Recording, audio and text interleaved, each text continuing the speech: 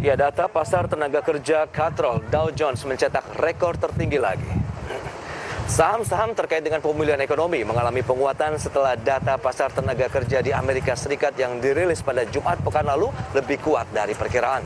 Rilis pasar tenaga kerja menunjukkan ekonomi di Amerika Serikat menambahkan 943.000 lapangan pekerjaan selama bulan Juli, jauh di atas perkiraan para analis sebanyak 845.000.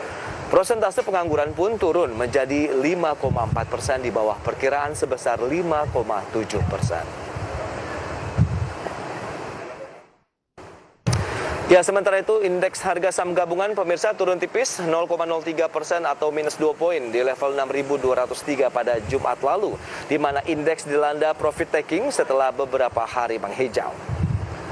Ya, kita beralih ke bursa Eropa. Di pasar saham Jerman, DAX ditutup pada akhir pekan lalu mengalami penguatan 0,11% di level 15.761. Sementara FTSE 100 di bursa London mengalami penguatan tipis 0,04% di level 7.122 dan CAC 40 Prancis mengalami penguatan 0,53% di level 6.816.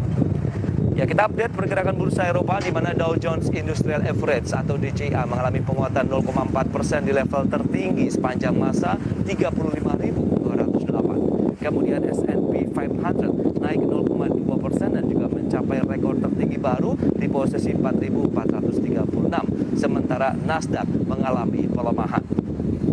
Ya, kita beralih ke bursa Asia di mana indeks Nikkei Jepang dibuka mengalami penguatan sekitar 0,33% di level 27.820,04 dan sebaliknya Kospi Korea Selatan dibuka melemah 0,24% di level 3.262,4. Sementara itu Hang Seng Hong Kong pada closing market kemarin melemah 0,1% di level 26.179,4 dan data terakhir dari Straits Times Singapura naik 0,07% di level 3.117,18.